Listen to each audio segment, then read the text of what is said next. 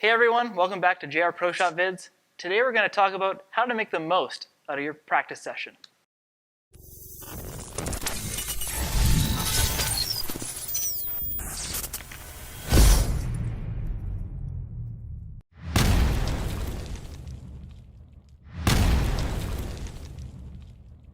Alright Django, what are some keys to an effective practice session? Well, first things first. Unless you work in the bowling alley or in the pro shop or something attached to the bowling alley, you probably got to pay for it. So here at Lucky 9 Lanes, if you bowl in a league and you come to practice, it's $3 a game. So with games being $3, an effective practice session is only going to take 3 games. So for $9, you can have a really good practice session and really get a lot out of it. So if you take 3 games and you take 2 shots every frame, that's 60 shots. If you take 60 quality shots, that's going to be a very effective practice session and you won't overexert yourself and it won't take all day. So today we're going to have Jimoo and Simoo demonstrate their practice sessions. They're going to go through their routine very quickly, let you know what they're doing and why. So first things first, you want to have a good plan going into your practice session. You want to know what you're doing, why you're doing it, and a good plan of attack. Second thing you want to do is warm up without actually throwing shots. You want to stretch, do whatever you need to do. Third thing, you want to take your time, you want to concentrate, you want to make the most out of those 60 shots. Last but not least, you don't need any oil. It doesn't matter what the pattern is, doesn't matter if they dressed this morning, yesterday, the day before, it doesn't matter. You're here to practice, you're here to work on your physical game, you're here to work on spares, so oil is not a factor. Okay, let's take it to the lanes. Let's see how Simoo and Jimoo warm up and attack their practice session.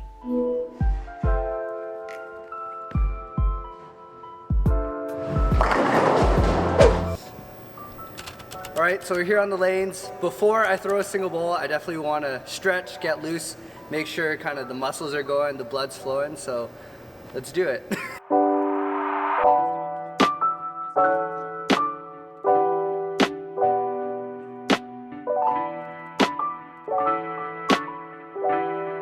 So because I only have a limited amount of shots in practice, definitely want to get as warm as I can, as ready as I can before I throw a ball. So I like to take a ball, whatever, pitch black, urethane, just get a couple of arm swings in there. Let's get used to the weight.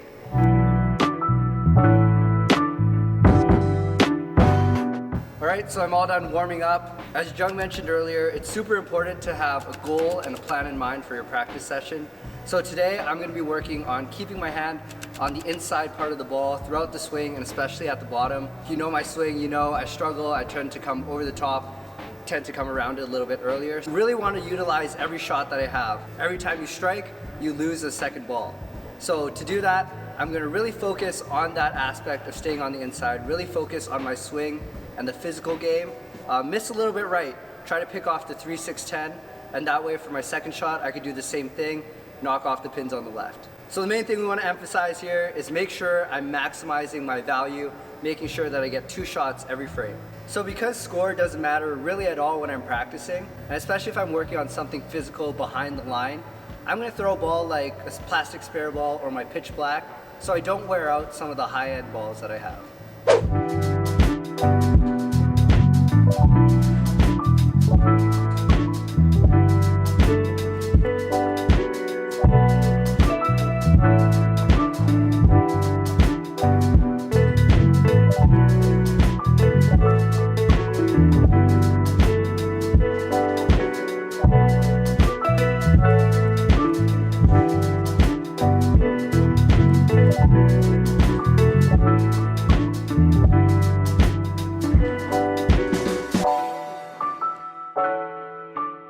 Alright, so you saw kind of how the drill works.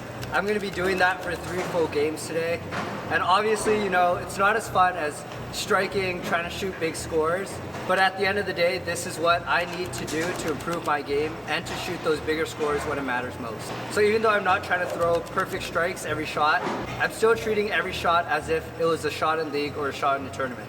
I'm still going through my pre-shot routine, still thinking about what needs to be done, still trying to hit my mark, just as I would at any other shot. So for this drill specifically, or for any practice session, I'm going to really stay focused for however long it takes, 45 minutes to an hour, and then I'm going to stop it right there. So anything beyond that, if I start to get mentally tired or physically tired, it leads to bad reps and it leads to bad habits. Once I feel satisfied with what I've done and where my game is, I can quit right there. I'd rather end it on a high note so I'm excited and hungry to get back at it versus ending it on a really low note and not being excited to come back to practice again. In addition to staying mentally sharp, I also want to make sure that I'm always physically sharp. I'm going to take however long I need, the 45 minutes to an hour, and I'm going to make sure I end it right after 3 games. Obviously I could bowl as many games as I want, but the quality of practice won't be the same. And ending it at 3 games, keeping that consistent, will keep me hungry. It'll make me want to come back and practice the next day as well. So that's my practice session. Not the most exciting thing, but something that needs to get done for me to get better. So now I'm going to send it over to my brother Jimoo. Let's see how he attacks the practice.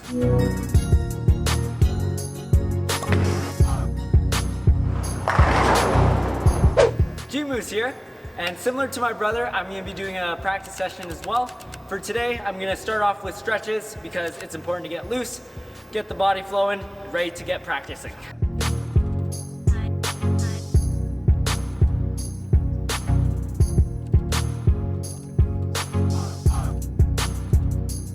My goal for my practice session is speed control. My goal for today is to control my speed and hopefully it'll lead me to be more consistent when I'm throwing my shots in a game. One ball, urethane, pitch black, because it's very durable and it saves me from using one of my higher end bowling balls. So game plan for today, I'll stand on one spot and hit one target down lane for the entire session.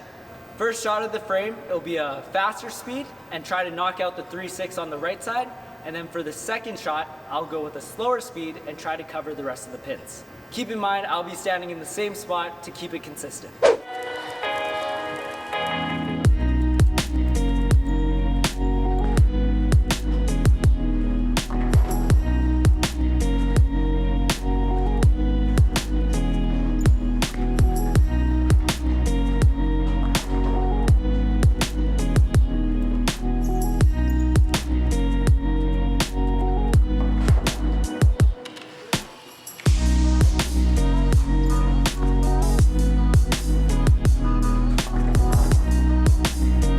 So that wraps up my practice session. Similar to Simoo, it's not the most fun thing to do, but it's necessary to improve and get better over time.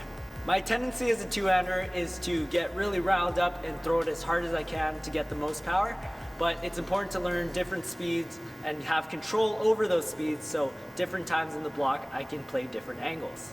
Let's send it back to the boys to wrap this up.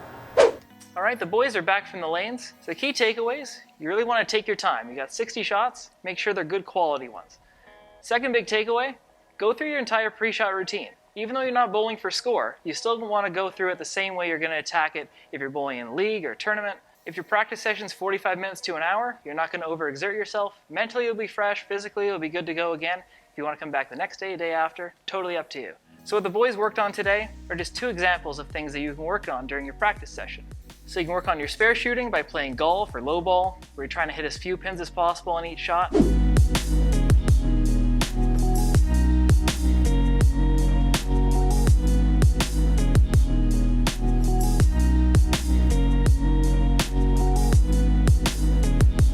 You can work on release drills, you can work on footwork, you can work on your timing, you can work on the swing path, you can work on your balance.